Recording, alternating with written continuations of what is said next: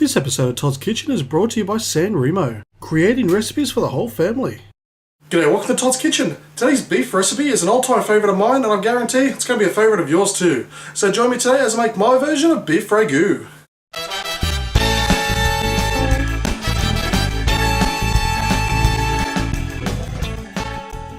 Okay, so to start off with, on a fry pan over a medium to high heat, we're going to place in some olive oil.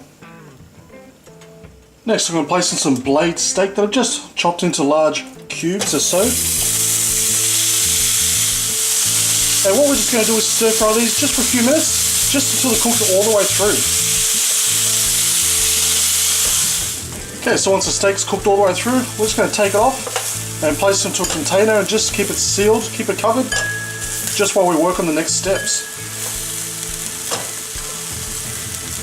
Okay, so into the fry pan we're going to place in our carrots that are just roughly chopped up, then our celery, then our onion, and then finally our clove of garlic that I've just also roughly chopped up. Okay, just going to pour some olive oil just on top, and we're just going to stir fry these for another, say, 3 to 4 minutes, just until the vegetables soften up a bit. Okay, now that the vegetables are softened up, we're just going to add in some red wine. And what we're going to do is bring this to a boil, and we're going to let this continue to boil until it's almost completely evaporated. So we really don't want any red wine left in the fry pan, but what it's going to do is those vegetables are going to soak up that lovely flavour. Okay, so as you can see, the liquid is pretty much evaporated. So what we're going to do now is turn this down to a low heat. Now I'm going to place the beef back in. And to that we're going to add in 2 cups of beef stock. Then 2 cans of diced tomatoes.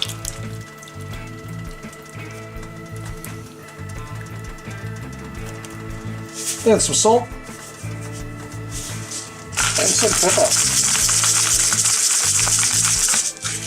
Okay, I'm just going to give that a very good stir through. Okay, now it's been brought to a simmer. Now we're going to keep it on a simmer on a very low heat, and we're going to stir this every 20 minutes for the next hour and a half. And in that hour and a half, all those lovely flavors are going to infuse into one spectacular recipe. Okay, so this has been simmering away for an hour and a half. Oh, this smells fantastic. It really, really does.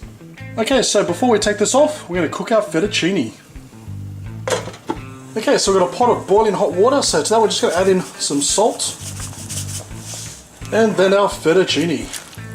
Okay, so it should take about 10 minutes, but you want to cook it till it's just al dente, which means it's not too hard or not too soft, but it's just right.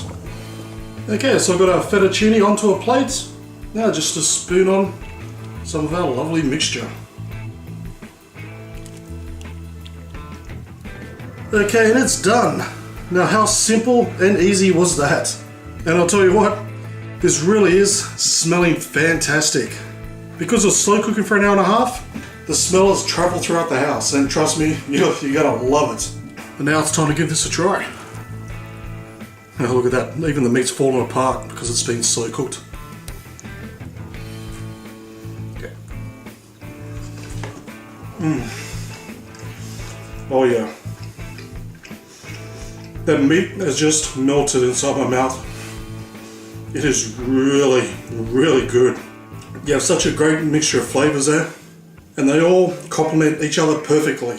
If you try this meal yourself, I guarantee you're going to think it tastes simply delish. And it really is a no trouble meal to make. Now you don't have to use the same steak that I did, feel free to mix and match.